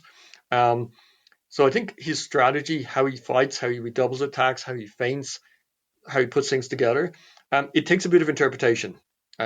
It's not the easiest book to read and figure out from scratch, but if you decide to focus on the sword technique, for instance, read through it with sword in hand, you'll get a sense of the flow and the movement, and it actually can, I think it can add a lot. It gives another lens to which to appreciate fighting. And I think that's the biggest contribution of Monte to the HEMA field is it's not just for people who want to do Monte's art exclusively, which even I don't, as I mentioned. Right. So when I fight longsword now, I pretty much fight Monte. That's what I'm working on. That's my mission is to translate it. I'm making some progress post pandemic. That I did a lot of solo drill in pandemic, and I'm getting the moves to come out. So I'm getting somewhere in longsword tournaments now using Monte for the first time, which is very gratifying. Of course, it's like That's awesome. Right. Yeah. But I think there's a lot to be learned, and it does a lot of stuff that's mentioned in other manuals, but maybe not in great depth, and things like just even rising blows that it can be incredibly useful. You don't see them a lot. You don't see them a lot in tournaments. Right. Obviously, they're mentioned Unterhaus and Satani and what have you, but like it just doesn't come out so much. So yeah, I just think he's really worth reading for his tactical brain and how he approaches the fight. I think there's a lot of interesting stuff. And also, the other thing is just for people who are interested in the culture, the reality, the experience of the time, all these like nuggets of first-person perspective, like what it is to be on a horse charging with a lance, how you move in armor, why you take the visor up. There's so much like just those little nuggets that you had to have been there to write this stuff. That's what I came to HEMA for. It's like get inside of how did they really fight? How did they really experience this? Hopefully without the pain, anger, and aggression, but like just getting a what was sense the feeling? What was it like? What's the intensity of that? So Monte helps me get there. So I really enjoy just that perspective and hearing his voice as he explains these. Yeah, that's actually really interesting because I think a lot of what you kind of described about like how he describes the fight, I think in particular is what made for a lot of people reading the introduction of the Anonimo for the first time in English as revolutionary as it was, because I think it changed a lot of people's perceptions of how Bolognese fighting was what should be conducted. Because they had a better perspective of like how the fight progressed, where before just looking at Manciolino and Marazzo, it was missing. Where when we had the Anonimo, people could read it and they could read how those tactics and how the language that we see described in the individual plays actually plays out in a tactical paradigm, and it made it revolutionary. So continuing on here, Choler, Sanguine, Phlegm, Melancholy. You've been a pretty avid listener to the podcast, so I want you to assign Stephen and I each a temper. Okay, well, I think I'm not a Gallianic philosopher, and I don't play one on the internet. So you can help me out here. We can maybe help your listenership figure out how they can do this for themselves as well. Okay, so I think it's important when we're approaching this. The first one we look at visual cues, because if we're going to sort 1,000 troops before sundown, we got to be efficient, right? So let's start with Josh. Okay, so if you have kind of like a 10 face, which I'm going to perhaps a long neck or longer than average, that kind of hints towards collar for a start, which is the element of fire. Now, Stephen, would you say that Josh has a sweet voice that carries well? Yeah, he's got some sweet pipes for sure. Yeah. I think we're getting onto that. Um, Yeah. Yeah. So when you're fighting, Josh, or when you're getting ready, like for fencing, like are you on straight away? Just take a little while to warm up. How does that work? Yeah, usually I can just kind of jump straight in and I'm there. Uh-huh. So it doesn't. I mean, I do warm up, but I usually warm up by fighting, not through like exercise or anything like that. Okay, so that's got you a hint of sanguine, because sanguine fighters should be in the first place for fighting because they're ready immediately, and actually the more they delay, the less effective they are. So, but you don't have such a thick neck, you don't look so fleshy, so I'm going to go with choleric sanguine for you. Okay. All right. Okay. Nice. Okay, so Steven, Now you know how to fix all your disorders. All right. Okay, let's have a look at you. I'm missing top of your head. I need a proper profile to be able to. Okay. Yeah. So I've got a big dome. I wear an extra large mask. Okay, so you're kind of like a large round head. We're saying. Yeah, it's me. Yeah. Okay, short, thick neck. No, I think a little on the long side, personally. Yeah, you're right. You're right. Yeah, you're right. Now you're straightening up. You're kind of hunching over there. Yeah, trying to stay in view. Okay, so do you tend to be like, you feel when you're finding it kind of more loose, so you kind of have a hardness or a stiffness, or how do you describe that? Loose, definitely loose for sure. Okay, so I think despite the melancholic large round head, I think we're aiming more towards let me see, color. Yeah, because sanguines tend to be a bit rough. Phlegm are heavy and slow and enduring, so I think we're going with a bit of color as well. So I think it's quite a choleric. Choleric gene we have here. I gotta say, when I read the description of choleric, I used to always think it was sanguine from the kind of pop psychology version, but I'm kind of long in 10. I think ages to warm up. My ideal warm up routine is put on the gear, do interval training, fence intensively. After about 45 minutes, I lie on the floor and relax for 10 minutes. Get up, I am on. What? Or it's nap time. Maybe you're not choleric after all. But or in many tournaments, what it means, I fight, I lose 3 bouts, and then I'm on. But it's too late. Got it. Okay. Got it. Nice. All right, Dr. Mike Prendergast has spoken. That's right. Love it, Mike. Thanks, man. Not a medical doctor of philosophy for our purposes. So to kind of to build off that a little bit, have you ever actually observed somebody's temper as you've kind of gone into a fight? Have you ever just looked at somebody and been like, this guy's going to be so sanguine, or this guy's going to be choleric? I see the sanguine a lot more because someone's just straight into it and kind of fast reactions. And Monty's really good advice for that, which sometimes I listen to, which is you need to let them tire themselves out. It's like the male fighter fighting the armored fighter. You need to just fight them. Actually, Monty's got great advice on this, which I've never actually tried, but I should, which is start fighting with the weapon in your left hand. Oh, yeah. Yeah. That's right. That was awesome. It's a bit Princess Bride, but the idea is that, you're not going to overcommit your actions. You're going to be more conservative and defend yourself. It's kind of a way of forcing yourself to, you're maintaining your energy, your strength, and your breath while your opponent is wearing themselves out. You're keeping distance, you're using maneuver to wear them out. And then when they start to tire, then you change weapon and you go for it. So that's how we should deal with that. Oh no, he shifted it to his right hand. He's getting serious now. I've done that. I've done that to people. So in a tournament, maybe 2 or 3 years ago. Well, I guess it was probably 3 or 4 because the lost years. But I fought a guy in warm-ups because he was like, "Hey man, do you want to spar?" And I was like, "Okay, sure." So I fought him left-handed, and I got in his head with my left hand, and then I fought him in the tournament right-handed, and he was like, "Wait a second, I thought you were left-handed." So he knew he was going to fight me. And then we came up to the fight, and he was like, "Oh my God, you're not actually left-handed. You were just messing with me." And I was like, dude. I was just trying to stay balanced in my warm-up. I wanted to. Sure. It takes longer for my lower body to wear out than it does my upper body. So, it's nice to do both. But also, great head game. All right. It is, yeah. That's awesome. All right, Yeah, do you want to give that last? 2 big questions left for you. I'm going to get the last 2 important ones. All right? Okay, here we go. We talked about the sorting hat earlier. Did J.K. Rowling plagiarize Pietro Monte? Well, obviously with this whole sorting and the 4 houses, I mean, that's clearly melancholic, choleric, sanguine, and Clearly. phlegmatic, right? I mean, that's just obvious. Also, her gratuitous use of Latin is a clear plagiarism. Clearly. and also Clearly, like she Latin. read Monte and didn't translate it for us. Yeah, well, also, Monte's Latin is sort of like kind of lowish medieval Latin. So, I think there's a lot of overlap between that and J.K. Rowling's Latin.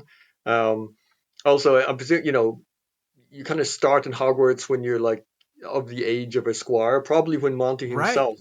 Right. It may be that Monte is actually the role model for Harry Potter. Who can say? Mind blown. We're going to have to call him now Pietro Potter. That's right. All right. So back to serious questions. It's 1508. You get a letter from Pietro Monte.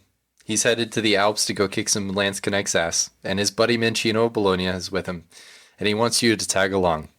What weapon are you taking with you and why? Okay. So I'm hoping if I got this job, I'm in some kind of command position. I'm not just a complete frontline grunt. If I'm a frontline grunt, I'm taking a really long spear, obs. But if I'm going to get mixing into the thick of things, I'm taking a poleaxe. Because I think a monster is going to be in the thick, and poleaxe is your utility can opener. It's like it does everything.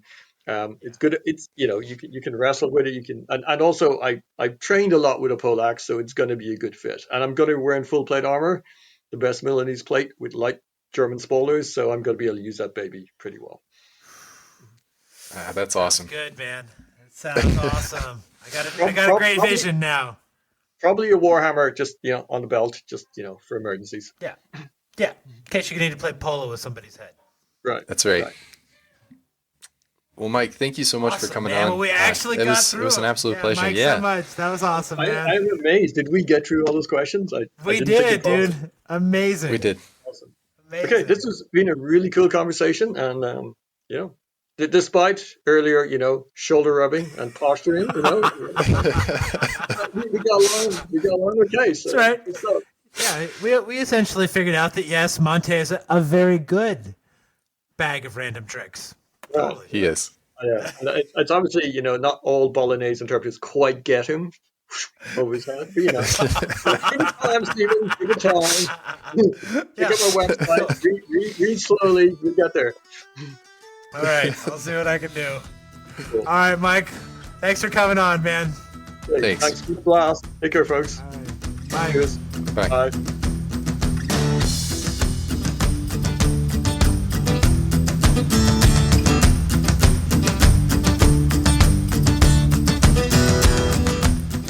And that concludes another episode of Le Arte dell'Arme, the Bolognese podcast. I want to thank Mike Prendergast again for coming on. What a fantastic conversation about the legendary Pietro Monte. Stay tuned for the next installment of Maestro Wars, which will be 3.2. Look forward to distributing that and getting your reaction. Until then, stay tuned and stay saucy, my friends.